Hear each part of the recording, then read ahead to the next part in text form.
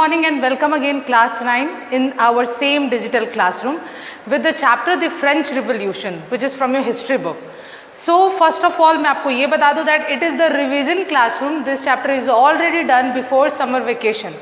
So come to the revision classroom of that because you people only told me to explain the chapter again through the videos.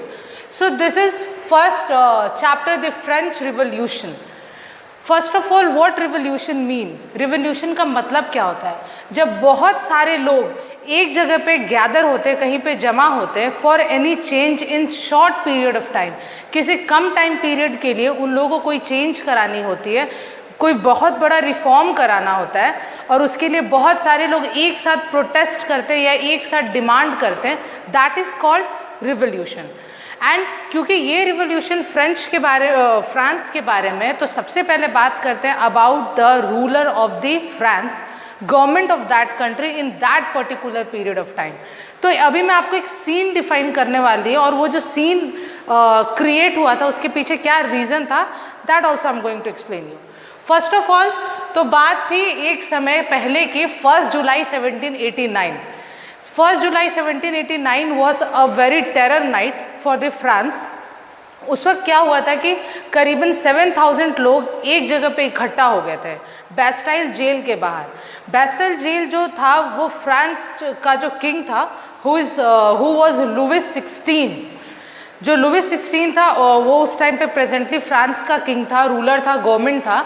तो ये बैस्टाइल jail उसकी ताकत और जो jail में treatment किए जाते उसकी जो स्ट्रिक्टनेस थी उसको डिपिक्ट करता था. सो बेसिकली ये जो बैस्टाइल जेल का कंसेप्ट था ये बहुत ही बड़ा टेररफुल था, बहुत ही ज़्यादा डरावना था, लोगों के लिए बिल्कुल हैंडल करने की बात नहीं थी. तो इसीलिए जब लोग गुस्सा हुए तो उसी जेल के बाहर जा कर के सबने खड़े होकर के प्रोटेस्ट करना शुरू कर दिया.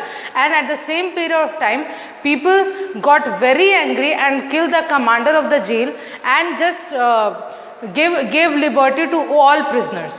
सारे के सारे प्रिजनर्स को बाहर निकाल दिया गया और जेल के जो कमांडर थे, जेलर थे, उनको लोगों ने मार दिया.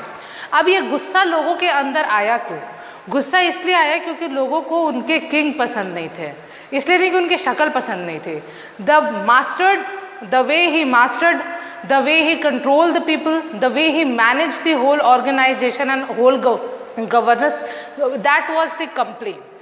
सो basically what happened at that period of time जिसकी वजह से ये सीन क्रिएट हुआ. तो सबसे पहले बात करते हैं लुइस 15 की. He belongs to Bourbon family, Bourbon biscuit same spelling है. So he belongs to Bourbon family and at the age of 20 he got married with a girl name Maria जो कि क्वीन बनी. Later on after being married to Louis 16 वो वहाँ की queen बन गई. शादी के बाद में ये जो लुइस 16 था इसका जो पूरी फैमिली थी, Louis 16, 17, 18, 19 whatever they was, ये पूरी जो फैमिली थी ये पूरी की पूरी फैमिली ही बहुत ही ज़्यादा एकदम इंजॉय करना पसंद करते थे, बहुत रंगीन मिजाज वाले लोग थे ये लोग. तो जैसे ही इसकी शादी हुई तो इसके बाद में ये जो लुइस 16 था इसका ध्यान लोगों के गवर्नर से हट करके सारा का सारा ध्यान अपनी क्वीन के ऊपर था, वो सारा टाइम उसी का ध्यान रखता था. सो basically what happen at that period of time, लोगों को कंप्लेन किस किस चीज़ से हुई थी? सबसे पहले तो मैंने बताया the people were fed of the king by their bad governance, mismanagement. इन सारी चीज़ों से लोगों को बहुत प्रॉब्लम हो रही थी, इसलिए वो बहुत फेडअप हो गए थे अपने किंग से कि इनको कुछ नहीं आता, ये बेकार, एकदम यूजलेस है, ये राजा बनने के लायक ही नहीं है. उसके बाद में किंग का क्या था ना, वो जो किंग था he was use to be very over smart at that period of time. Means to show his smartness, to show his ability, capability, what he is, he use to do anything. तो उसे war create करना, war execute करना बहुत पसंद था. वो बहुत सारे अलग अलग कंट्रीज़ के स्टेट को रूल करने के लिए उसने बहुत सारे वॉर एग्जीक्यूट कराए थे. अब भाई वॉर होगा, लड़ाई होगी, it will cause some kind of expense, some kind of losses and some profit as well if it be very fortunate, then only. So eight that period of time जब वो किसी भी कंट्री में जाते थे, वॉर करते थे, उसके पास में स्ट्रॉन्ग आर्मी थी, he was very strict and very commendable person at that period of time. तो वॉर में जो भी चीज़ है वो जीतता था, लेकिन उसकी वजह से बहुत ज़्यादा एक्सपेंस होता था, वॉर का एक्सपेंस जो होता था, और बहुत लॉस होता था। इसकी वजह से पूरी की पूरी स्टेट का बहुत नुकसान हो रहा था। People of that area of that country basically not interested in such kind of victory where that much losses happens. It means that कि जो लोग फ्रांस के रहने वाले थे उनको इतना ज़्यादा नुकसान बिल्कुल भी बर्दाश्त नहीं हो रहा था थोड़ी सी प्रॉफिट की वजह से। उनको कोई इंटरेस्ट नहीं था इतना सारा वॉर में जीतने में, विक्ट्री हासिल करने में, बिकॉज ये जो लॉस हो रहे थे ये इनके लिए ज़्यादा मायने रख रहा था, क्योंकि उनकी लाइफ उस लॉस से बहुत ज़्यादा इफेक्ट हो रही थी, ना कि उस विक्ट्री से उनको कोई भी खास फायदा हो रहा था। That victory is cause of just king own governance, वो अपना किंगडम एरिया फैलाना चाहता था। That's why he use to do this kind of thing. Third is king के पास एक पैलेस था which was Versailles palace that was very beautiful, and for that beautiful palace and for the maintenance of Versailles palace he used to spend lots of money over there. जो इतना सुंदर palace था, बहुत सुंदर palace था, कहीं आप अगर सर्च करो नेट पे तो maybe you get some picture about it, but by the description in the chapter I come to know that that was very beautiful palace. So for the maintenance, उसकी जो maintenance लगती थी कि उसकी खूबसूरती बनी रहे, बरकरार रहे, ताकि क्वीन मरिया भी खुश रहे, इसकी वजह से बहुत ज़्यादा पैसा, मेंटेनेंस जो लोगों का पैसा होता था, टैक्स अमाउंट होते थे, लोग जो अमाउंट पे करते थे for the development of whole country, that money got spent or wasted into just maintenance of Versailles palace. So these things also got very negative effect upon the people, because people were not paying the tax for just the maintenance of one and only thing in that country. And the third is, I have already told you that how the king was only focused about his personal interest and on his queen. Next, France had war with Britain to free 13 colony of America.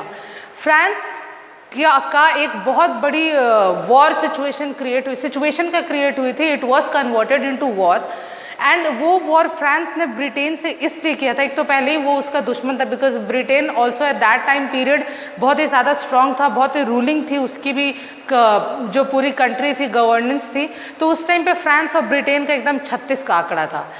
लेकिन अब जो Britain है उसने America की 13 colonies को अपने अंदर capture करके रखा हुआ था, तो फ्रांस ने सोचा कि मैं इसकी पावर को वीक करने के लिए ये इस 13 कॉलोनी को इससे फ्री करा देता हूँ। So he did, he execute the war, he won the war and freed 13 colonies of America which was under Britain. Now आप लोग सोच रहे होंगे कि फ्रांस को अमेरिका की 13 कॉलोनीज ब्रिटेन से क्यों छुड़ाना था, क्या ज़रूरत थी उसको अमेरिका के लिए इतना पेन उठाने की।